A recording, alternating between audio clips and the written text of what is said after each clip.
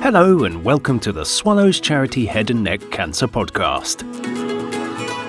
Join us on a head and neck cancer journey, presented by Derek Luthwaite. Hello everybody. And Chris Curtis. Hello everyone. We'll be discussing everything that patients and caregivers need to know about diagnosis, treatment, and so much more. I'm CEO of the Swallows Head and Neck Cancer Charity, and I'm also a cancer survivor for nearly 10 years now. And I became a caregiver when my wife was diagnosed with mouth cancer, and it certainly put me on a journey that I never expected to experience during my lifetime.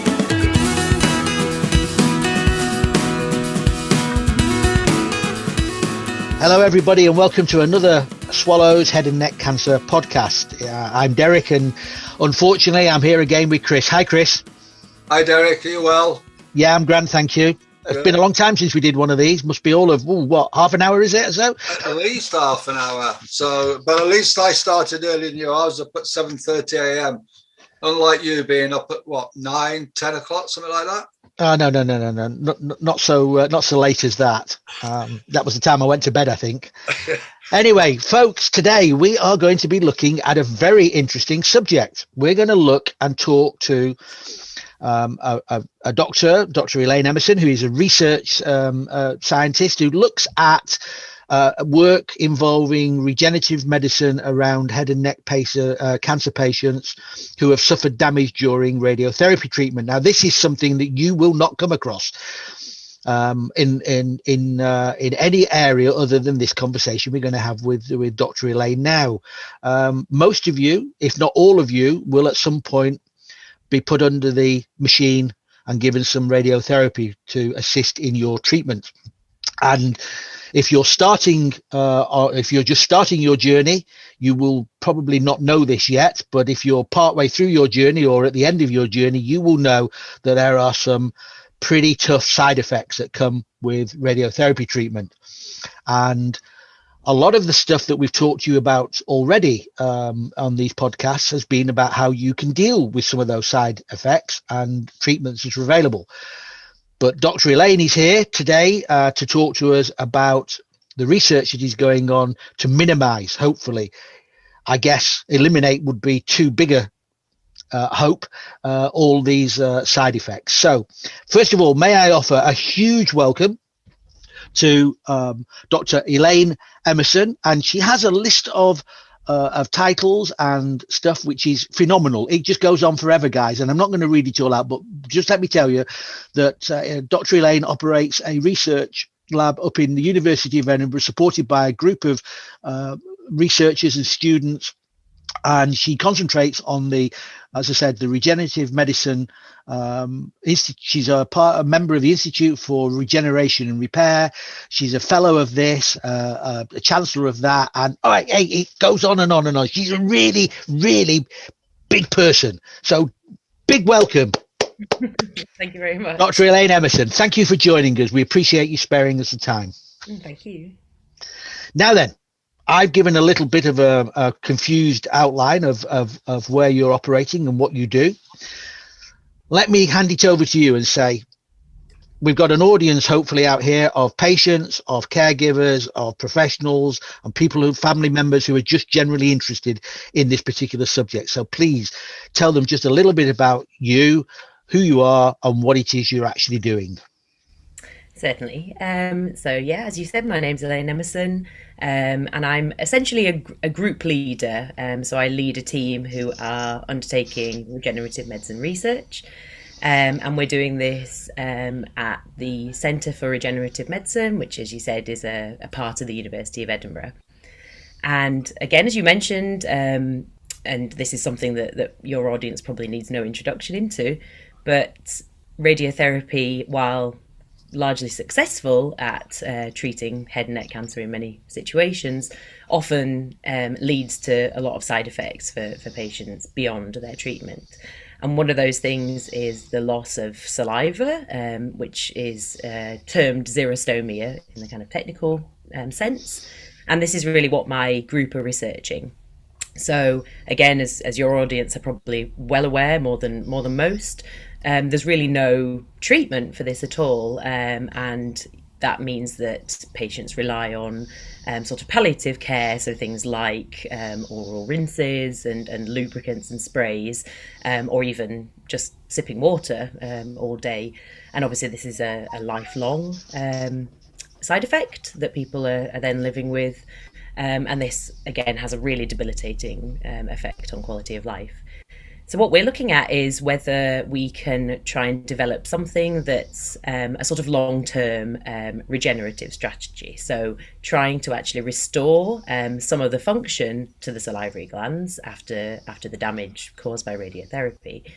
And as you said, I've got a wonderful team of scientists and PhD students who are working on various different aspects of this.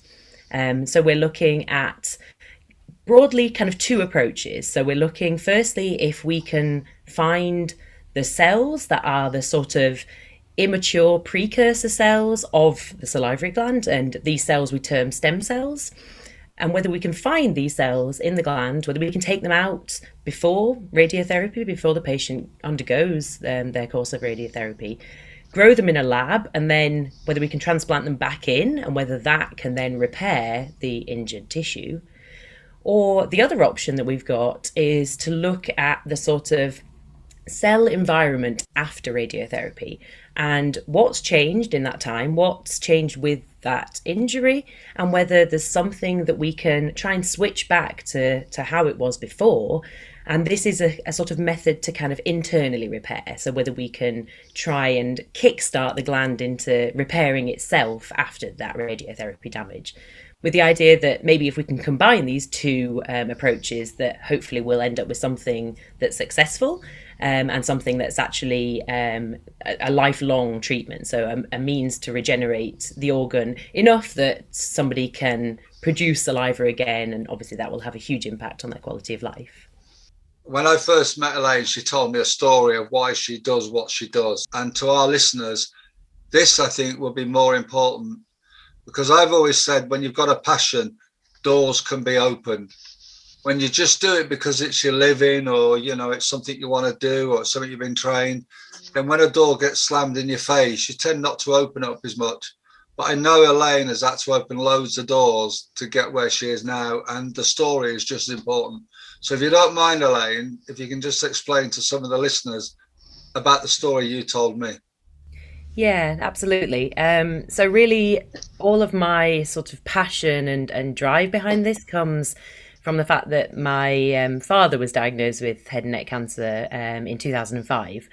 So this was at a point where I was just starting my research career, and I then was undertaking a PhD at this point in actually a slightly different area of regenerative medicine. So I was working on skin and wound healing. But at the time, I wasn't aware of all of the side effects that would come with radiotherapy, and nor were the rest of my family, nor was my father. And it was something that we really struggled with as we were going through his treatment regime, with desperately trying to understand why he was undergoing various procedures, why he was having dental appointments, for example. And even coming from a science background, it wasn't something that I was prepared for or had any sort of understanding at all about. And then actually following my PhD, I had the opportunity to move fields slightly and move to America to do research. And it was then that I actually started working in salivary gland biology. And first starting out looking at development and understanding how the salivary gland grows in the first place. And at this point, it became something I was really interested in trying to apply this developmental biology knowledge to try and understand what happens with regeneration, or the fact that the salivary glands don't really regenerate, and what happens following radiotherapy. And so that's really become the kind of basis of my research and what my research group do. But it's been a really interesting journey, because I think without that personal experience, I wouldn't have had the same interest, and it certainly wouldn't have had the same impact to me. But moving forward and understanding much more about salivary gland regeneration and what's missing, why salivary glands generally don't regenerate very well, I think has only been pushed forward by the fact that I was so close to somebody going through that, many years beforehand. Yeah, well, that's a huge motivation, isn't it? So yeah, and from someone that struggles with dry mouth, to think about that work being as good as it is, and the impact it will make on tomorrow's patient. And when I talk about tomorrow's patient, is the ones that don't know they're going to have cancer yet in future years. To think that they could do that eventually, and dry mouth is almost, well, it goes. I think, I've always said 1% different makes 100% different to a patient. And if we can improve all these little 1%, then it's massive. So that's why myself personally and the Swallows is so behind Elaine's work, what she's doing, because as you know, Derek, I would say 99% of our patients in one form or another struggle with dry mouth. And until you live with it, you don't really know what it's like. Chris, let's take this and Elaine, let's just take it back a step, because we've got a mixed audience here, hopefully, of people who are at the beginning of their journey, and some won't have had radiotherapy treatment and won't be able to understand the impact that lack of saliva has on them until it actually hits them. They can be told all sorts of things, but the reality is a greater shock. But let's first of all, what can we just explain to people? Just what is saliva? What does it do? And why is it so vital? And when you haven't got it, why is it so crippling? Mm-hmm. So essentially, saliva is what keeps the mouth lubricated. So it's a water-based liquid, but it's full of proteins that are really important. For example, in the first stages of digesting your food. So there's enzymes that actually start breaking down the food even when you're chewing it in your mouth. It's obviously really important in terms of that chewing and swallowing function. So if anybody's ever tried to eat bread, for example, without having a sip of water, you'll find it incredibly difficult after a while. And saliva is really important in keeping that kind of lubrication and adding liquid to that to allow chewing and swallowing and that first stage of digestion. It's also something that's really important when you're speaking as well. And so one of the really good analogies that I use often when I'm speaking in an academic setting is to give people the example of when you're presenting in front of a large audience, often people get nervous, and that often equates to the feeling of dry mouth. So that's actually quite a good analogy when you're explaining, imagine this feeling for the rest of your life. And this kind of gets the message across to people that this is what head and neck cancer patients are living with.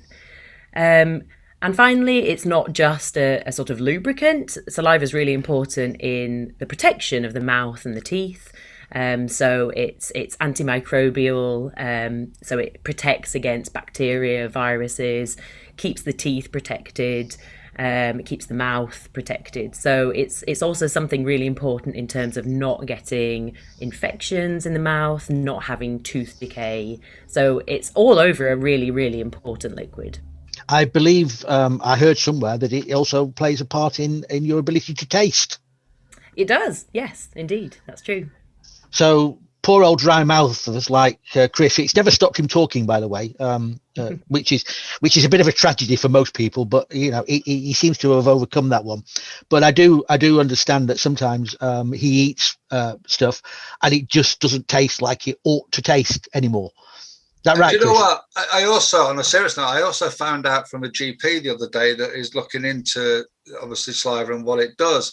I didn't realise that when you kiss your partner for the first time, the saliva goes onto the lips, which then generates hormones, certainly in the lady's body, that says whether she fancies you or not. So that's where I've been going wrong all these years. I've got no hope now going forward. Indeed. Well, with that fantastically new scientific breakthrough from Dr. Chris there, I apologise, Dr. Elaine. He's a nightmare to work with. He really is. You're listening to the Swallows Charity Head and Neck Cancer Podcast. I understand that radiotherapy is targeted. That it you have a mask made and it's all calculated and it's targeted. But I assume that even if it's nowhere near the actual salivary gland location, there's a sort of an overall effect that's taking place that there's no guarantee that it's not going to damage the salivary glands. Is there any way of avoiding that, or is that just a case of, listen, that's what's going to happen, and the work you're doing is how do we minimize it and how do we make it hopefully the gland itself regenerate? Yeah, no, that's absolutely correct. So over the years, the sort of treatment regime has definitely improved. So things like intensity modulated radiotherapy, where it's a little bit more targeted than it once was, has been a huge improvement. But the problem is that it's still not targeted enough to really only target the tumour. And that's really because of the sort of really complex makeup of the jaw and the head, and the fact that there's so much other stuff in there. And what tends to happen is that it's really important to try and avoid the really crucial bits of the head, so the brain and the brainstem and the spine, but still target the tumour. Obviously, that's the priority, is to get rid of the cancer or to shrink the cancer, while also not irradiating these really important structures like brain and spinal cord. So often there are just other bits that just tend to have to be collateral damage, unfortunately. And the salivary glands often end up being those areas of collateral damage. So as much as things are attempted to try and avoid that, sometimes it's just not avoidable at all. It's a complex area. I could only fall back on my own experience from my wife's cancer, which was obviously in the mouth, and she actually didn't get as far as the radiotherapy treatment, but after her operation she had an excess of saliva. It was like a waterfall almost. She couldn't turn it off, and she was almost thinking, well, maybe the radiotherapy treatment here might slow some of this down. I mean, is it usual? Is it can the radiotherapy actually not only cause dry mouth, but can it cause the glands to actually produce excessive saliva as well? Or is that a myth that I've just sort of come up with? So to be honest, it's such a complex area that the way that the gland produces saliva, it's reliant upon stimulation. And if that stimulation goes awry for any sort of reason, then you can end up with kind of excessive salivation. And one of the things that we work on quite a lot in my lab is the idea of the nerves being a stimulation property. So if you end up with any sort of effect that then affects the nerves, you can then end up with this sort of overstimulation. There's also quite a lot of evidence that various different drugs that might be prescribed during the course of treatment could also be having that same sort of effect, so overstimulating. But the biggest problem, I think, following radiotherapy is that you most of the time end up with areas of the gland, if not the whole thing, that are just damaged kind of beyond repair. So they don't produce saliva, even if you have excess stimulation. So one of the treatments that is prescribed, but that's not very widely tolerated, is the idea of administering pilocarpine, which basically does exactly that. It tries to stimulate the residual tissue, any tissue that's left that's still functioning, to try and produce saliva. The problem being that if there's not very much tissue there at all, or none at all, then that's absolutely not going to work. But it has so many off-target side effects on other bits of the body that actually it's not a particularly nice drug to take. So the idea of this really fine balance between the gland itself being healthy and being able to produce saliva, but also the signals that cause that stimulation, and whether they're sort of neuronal or whether they're other different signaling pathways within the body. All of that is such a complex situation that probably every single patient is going to be a little bit different, and it's very hard to know before treatment what's going to happen afterwards and what the outcome will be. So the radiotherapy is impacting on an ongoing basis from session 1 through to the treatment is completed, and the extent of any damage that may or may not be caused, because it doesn't affect everybody. That, you know, we must point this out. Just because you're having radiotherapy does not mean you are guaranteed to end up with dry mouth and no saliva, but it is unfortunately a large percentage that they do. But just taking sips of water is not going to substitute for this lack of saliva. It's not a cure, and it's not an aid to eating or swallowing in the way that saliva is. Mm-hmm. So can I ask you, not without giving any national secrets away here, or anything that we shouldn't know about, where are you at with the research? How's it going? Where are you, and what are your hopes?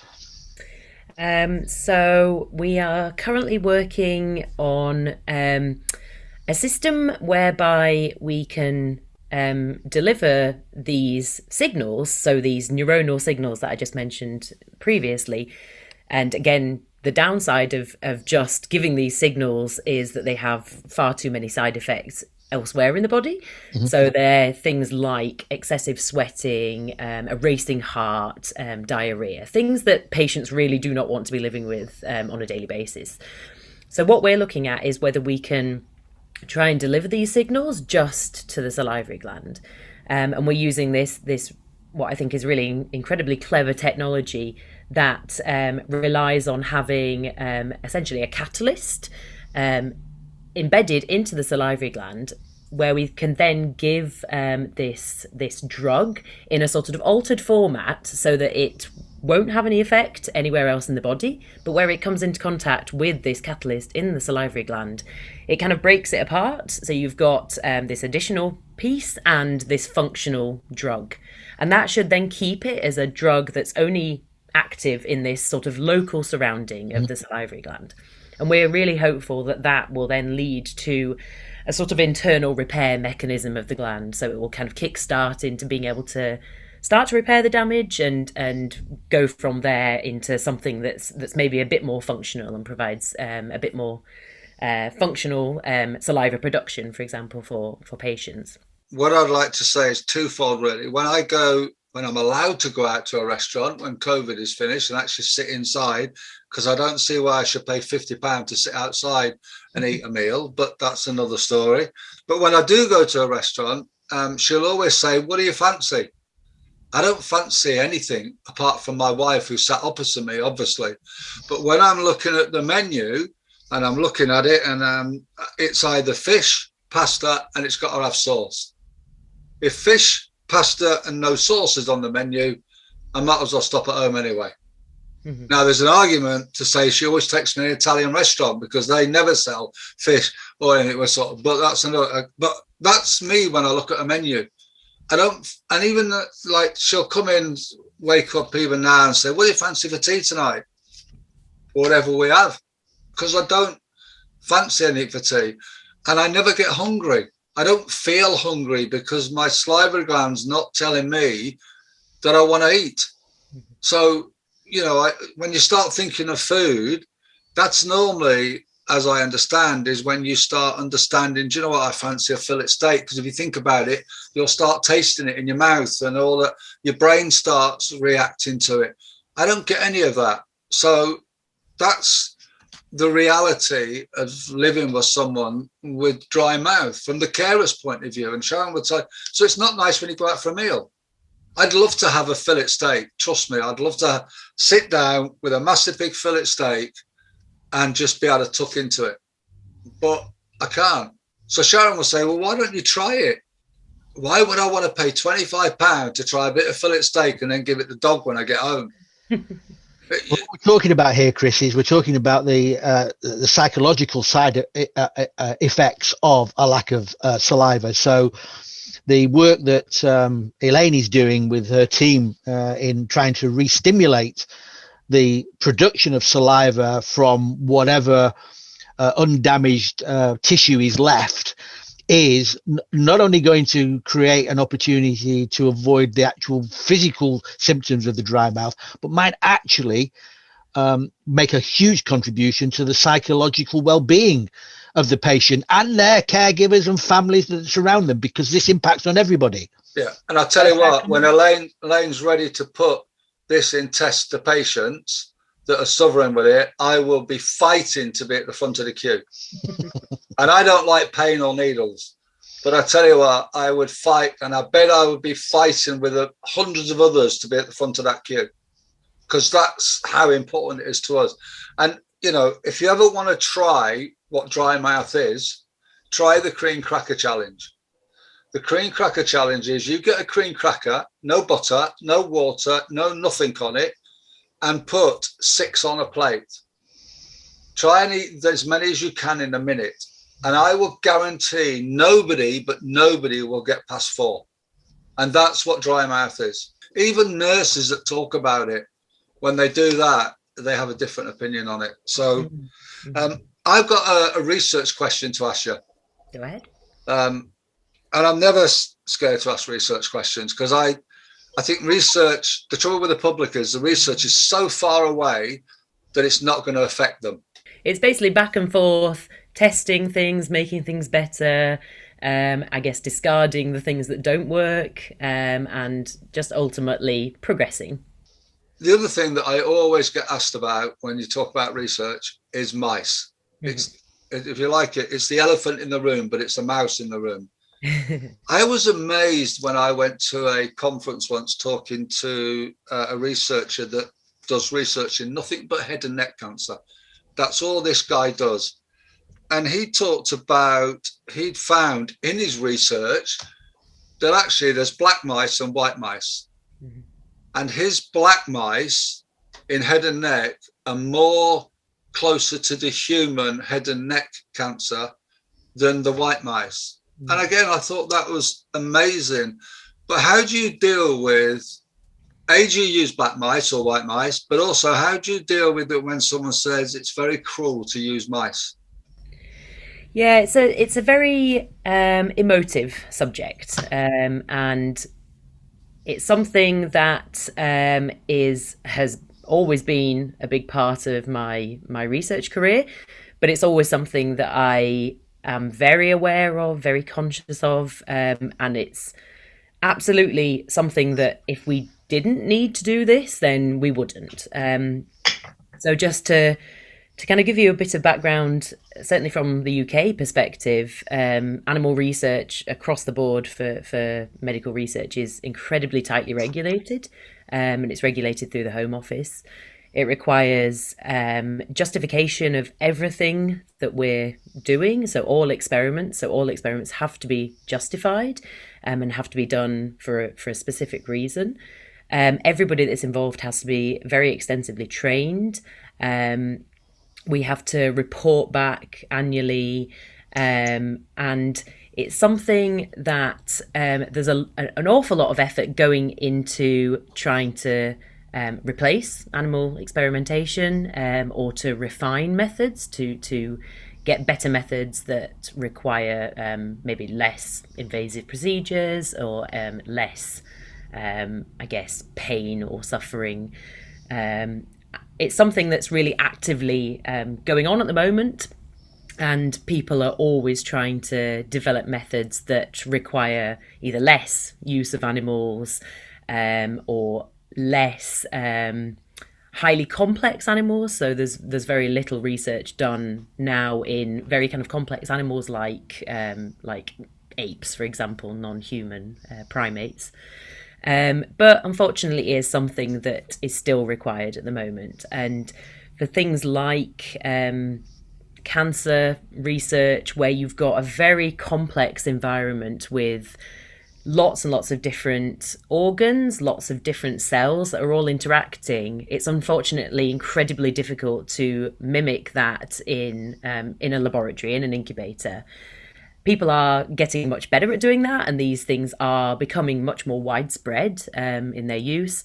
But until we're at a point where we know that those models completely recapitulate what's happening inside a human body or inside an animal body, we unfortunately can't really do research without the use of animals. Again, speaking to this research guy, he was telling me that in their lab, they actually employ someone whose main role and main job is just to look after the health and well-being of the mice. That's all his job is. And even to the fact that the guy that is involved, and I spoke to him, sleeps in there sometimes if he's got a poorly mouse. He really does take them to heart, and it's his main job is to do that, which I thought was incredible. But the other thing I found fascinating was, and I didn't know until maybe 3 years ago, that the surgeons will also, as part of their training, do operations on rats, because their body and their veins are very, very similar to ours in the neck and the neck area. So if they can do an operation on a rat, they can do an operation on a human being. Mm-hmm. And again, I just thought that was very, very fascinating, because they actually do the operation, put the rat back together, and the rat lives. The Swallows Charity Head and Neck Cancer Podcast is designed to help and support both patients and caregivers. How close are we to transferring your research actually into patients, human patients? That's a really excellent question. So we're not there yet. So that's one of the things actually I strive to try and highlight is the kind of pathway through what we call basic research, translational research, and then into the clinic, into man. And that's actually an incredibly long process. The reason being that we want to make sure that these things work, that they're safe, before we obviously start putting them into people, and especially into people who've been through really extensive treatment already for cancer treatment, for example. So these period of time can take years, even decades, to get through. And that's just the system of medical research and of clinical trials. And probably your audience are actually probably a lot more aware of this now after this last year than they maybe were before, because we've heard so much about the COVID vaccines and how they've gone from this really basic research in a lab right the way through to small scale clinical trials where you test in a small cohort of people, and that's really to test safety, and then scale up to a larger cohort, and then you can start seeing results and seeing whether you're seeing an effect that you would expect and whether you're seeing a positive response. And obviously this last year, that's happened incredibly fast because we've been in a situation where we've needed to move quickly. But in a normal situation, that can take years. So my thoughts are, my group are at the moment at the stage where we would consider our research translational. So we're not at that really basic stage. We're at the stage where we're looking at things that could, in a few years' time, be applicable to man trials. But I think we're still a few years away from that, but hopefully we'll get there, very soon. So I have to ask you a question about COVID, because you mentioned COVID. Yeah. I can't ever remember a time in my very short life, because I'm only 21, what COVID does to people and how we've had to deal with it. I think the government have done a phenomenal job. I would not have wanted to be in government for love nor money. And I certainly think our health authority and our National Health Service was phenomenal. I'm so glad that I live in the UK because of that. But being someone that gets involved in getting new drugs to market for head and neck patients, and knowing all the rubbish sometimes and red tape you have to go through, and how the researchers' hands are tied because they don't get the money to do stuff, which could make a difference massively to a lot of people. What's your thoughts of how quick they got the COVID drugs through, which I'm really pleased they did, mind you, and how all of a sudden all that red tape was taken away. Mm. How does that make you feel? So on one side, I would say that there's been no change in terms of the red tape, from my understanding. The researchers still had to go through all the very stringent testing that it would have done in a normal kind of timeline. It's just been able to be overlapped a bit more. So normally what would happen is you would have a sort of phase 1 clinical trial. So this would be a small cohort of people.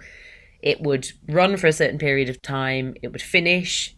You would then go on to data analysis, and there'd be a really extensive period of that. And then you would then move on to, say, the phase 2, which is a larger cohort of people. For the COVID vaccines, those have been overlapped to allow for things to move much quicker. And that's allowed the same safety precautions to be there. So people have still been certain that the vaccines are safe in that very first trial, but they've been able to start the next one and start expanding and start getting results on whether it's working before they would have done in a normal situation. So things have definitely sped up from that point of view. I do think that we've probably learned some lessons, though, from this last year, in the sense that, there's lots of clinical trials that have happened before that have taken probably much, much longer than they needed to, and have actually subsequently cost a huge amount of money as well. So I think moving forward, I'm hopeful that we'll have learned a lot from this, and that can then be fed into future clinical trials for everything, not just for kind of situation of a pandemic. I take your point about the trials, but someone had to develop that drug. They weren't developing that before COVID got here.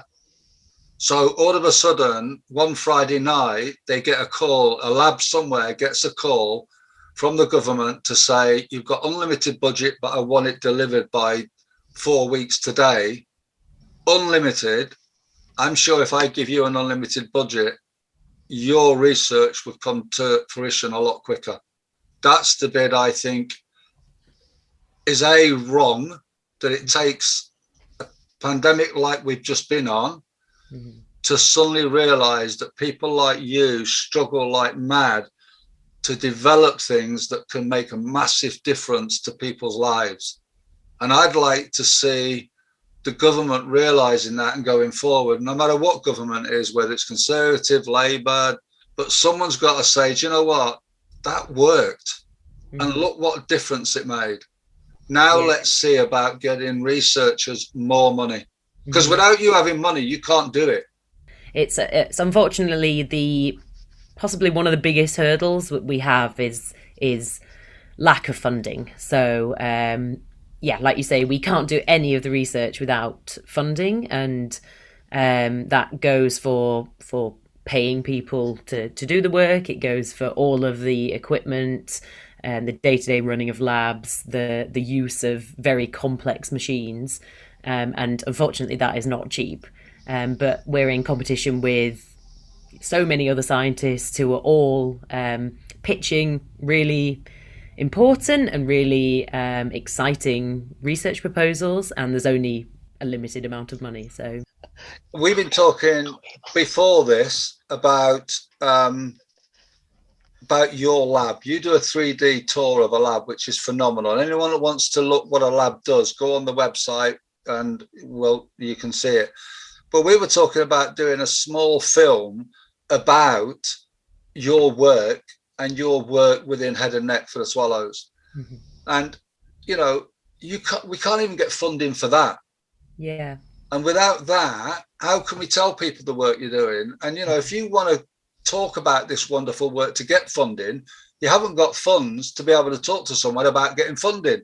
Yep. So if there's anybody out there now that wants to donate some money for us to create a film, I would take it at a heartbeat, because I think the work that you do for head and neck cancer needs to be out there so everyone knows about it. So my plea to anyone listening to this now, please, please, please get in touch with the Swallows and look to fund a small film that we can then put out there about the work you're doing for the salivary glands. The pandemic, obviously, as Chris has already intimated, created a fast track to getting a result. There's some, the other thing that has done that, and history has proven it over time. A war does exactly the same thing. Mother of invention. Have a war and suddenly things start to happen. Not that I'm suggesting that, nor would I ever suggest we go through another pandemic. But my question is that during the pandemic, we had the COVID vaccine being developed, and it was being developed in multiple places by multiple groups in multiple countries. And I'm guessing that there was an element of mass collaboration taking place at that point. Now, my question to you is, who else is looking at the work and research that you're doing, and have you got any ability to collaborate with outside resources that would speed, help, push along your research? Yeah, no, that's a great question. Yes, there are other people internationally who are looking at this. So, for example, there's a group in the Netherlands who have been really pioneering in the idea of basically isolating the stem cells from human gland and then growing them in a lab, and then with the idea that you can sort of enrich for the stem cells within this growing culture. They can form these small branching structures that we call organoids. They kind of resemble a salivary gland in the sense that they've got these cells that look like the acinar cells that will produce saliva. And they're actually just about to start an in-man trial to transplant these back into radiation-injured patient salivary glands. So that's a fantastic trial. That obviously would be very complementary to our work. So especially if we want to try and make the gland environment something that's more hospitable, and try and correct anything that's happened with radiation injury, then the two approaches together would be really complementary. There are also other groups in the US, for example, who are really heavily studying development of the salivary gland, with an idea of understanding, if you know what happens during development, maybe you can try and work out what doesn't happen in adulthood, but what could happen that could be a sort of regenerative strategy. And that was actually one of the labs that I joined when I worked in the States for a couple of years. So that's where that sort of idea of using development as a tool to study regeneration came from. And then finally, you've got a number of groups across the world who are looking at the idea of whether you can create a sort of scaffold to deliver cells back into an injured salivary gland. So whether you can use bioengineering to create something that you can then put the cells inside and then put that back into the gland, and whether that creates a sort of, again, a hospitable environment that is much more conducive to the cells being happy, and being able to integrate into the tissue and actually repair the injured tissue that's happened during radiotherapy. So I think all of these things are really complementary, and I'm fully on board with the idea of collaboration. I really think it is the way forward in science. I think that you can be one person working on one thing, but you are never going to have the expertise and the knowledge and the know-how to be able to do something as complex as what we're looking at on your own. So I think collaboration really is the way forward. What I was going to ask you next, Elaine, was do you have to sit back and wait for publication of the other team's results, or are you able? Is there a willingness to communicate? Via, we've all learned. We've all learned that this Zoom thing is marvelous. You can actually talk to somebody in real time, and you can see what they're doing at the same time. So, is there a willingness to collaborate in the way perhaps the COVID vaccine people collaborated, or are you still in the, and I hate to use this phrase, but the sort of the dark ages? You've got to wait until the secret is out via a published paper before you get to know anything about it. I'd say we're somewhere in the middle. Right. I think that there are certain aspects where we are kind of party to unpublished data before it gets to that stage, and conferences are an incredible way to see that. So there is or there are a couple of very specific salivary gland conferences that we try and attend, and obviously that's something that's been lacking over the last year. But that's usually a really good way to disseminate unpublished results, and especially unfinished studies. And I think that's where a lot of collaboration comes from. And then obviously there is then the published route, and we do find out a lot of really exciting information after it's been published as well. So that's brilliant. This has been one of the most fascinating insights to medical research that we just don't hear about. I mean, this just goes on in the dark background, and the results at the end of the day are only brought to our attention when we sit in the chair of the specialist surgeon, oncologist, and get told this is the treatment we're going to have, and we have no understanding of where it's coming from. It's been a fascinating talk. Chris, have you got anything that you'd like to ask Elaine? Oh, I could seriously, Derek, I could spend a whole day on this subject. I know. Because this subject is, I just feel that people don't realise what work is going on at the moment and how important it is that, if you've not got cancer at the moment, this work is so important, yet you don't think it is. And when you've got cancer, it's too late because you're in that journey. You're only dealing with what's been invented now. Everyone gets a mobile phone. By the time you've got the damn thing, they've already got 3 in the background waiting to come out when you've just spent £500 for an iPhone. Yet they've got 3 more to come out when that one's gone. So I think research has got to come to the front more, but it's got to be driven that it's disease orientated, because that's the only way we can bring, Cancer Research UK do a great job. But what do they do research on? Virtually everything. Mm-hmm. That's no good to me. I want research on head and neck. Mm-hmm. Because that's my disease. That's what I specialize in, if you like. I don't want research on breast as much as they would fight for their bit. Mm-hmm. So I think having people like Elaine on here and being involved with her team and having her at the conference that we do every year, do you know what? It's incredible. And I hope to work more and more with Elaine going forward and her team going forward, with the film idea, with the 3D idea, and I'm hoping that we can get more of her team on the podcast going forward as well. That'd be great. Absolutely. If we can get the funding for the film idea, Chris, we'll get Elaine and the team back to take us through, how we've moved on and where we're at and what the latest is and what we can hope for. Because with research at our end, as the patients and the caregivers, we just have hope that you guys at the front end can deliver, these phenomenal inventions and ideas, and more importantly, that you can deliver them on a timescale that we can take advantage of them, which obviously and tragically isn't always the case. But that doesn't mean we shouldn't keep doing it. Yeah. Chris, magic one time. I think the first start is trying to get a film done. We do need a bit of funding, but it's not a lot of money in the big scale of things. We're only looking at a maximum of £2,000.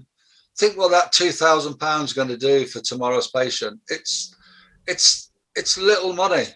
My pledge is to try and get this film created and work very closely with Elaine and her team to make sure we get it all over our website, around the conference, and as much as we can do, because salivary gland and dry mouth has got to stop. So once I set myself a target, I don't stop until I've got it. Elaine, I'd like to thank you very much for giving us your time today. If there's anything that I haven't specifically asked you about that you would like to bring to the front, now's your opportunity. No, I think you've covered everything really nicely. I'd just say if anybody's interested at all in knowing more about our lab, we're on Twitter. You can also find us on the university website. So if you search my name and the University of Edinburgh, you'd find plenty of information there, and things like the virtual tour that Chris alluded to. And yeah, if anybody has any questions, my email address is also on there, so do feel free to get in touch. Indeed, I've been on that site and had a look through it, and I encourage anybody and everybody to jump in there and have a look and see what's going on. And bear in mind that we've talked about this morning is really just about the head and neck, so the salivary glands that have an impact on a head and neck cancer patient. There is research going on across all sites, all types of cancer research for all parts of the body. And as Chris has already alluded, our speciality and our interest is definitely in the head and neck. But any support given to all research is gratefully welcome. Please go ahead and donate as much and as often as you possibly can.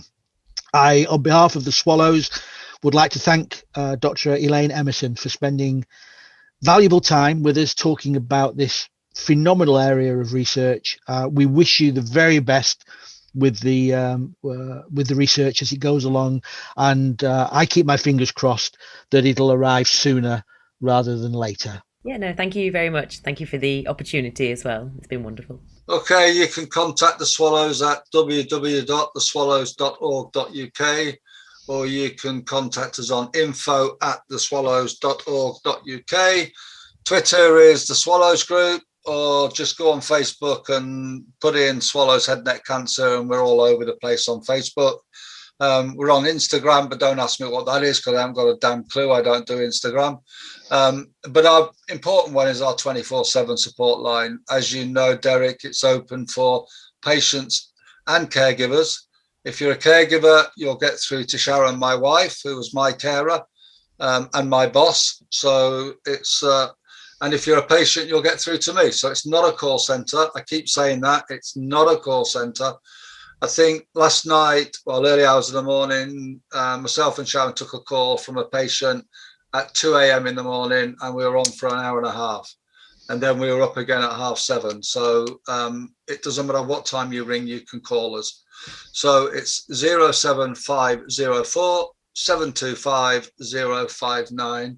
Ring 24 hours a day, 7 days a week. We're here to take your call. Thanks, Chris. Thanks very much. And once again, a big shout out, big clap, big award, big thank you to Dr. Elaine Emmerson for joining us in this particular podcast. We look forward to talking to you again in the not too distant future. Keep tuned in. Send us your comments. We want to know about your likes and dislikes. If there are any topics or particular subjects you'd like us to cover in these podcasts, we'll do our best to provide them. Otherwise, you get what we can provide. We look forward to speaking to you all again. So it's a big goodbye from me. I'm the quiet, good-looking one. I'm from the noisy, ugly one. It's a goodbye from me. Cheers, everybody. You've been listening to the Swallows Charity Head and Neck Cancer Podcast. For more information, please visit www.theswallows.org.uk. We hope you'll join us again next time.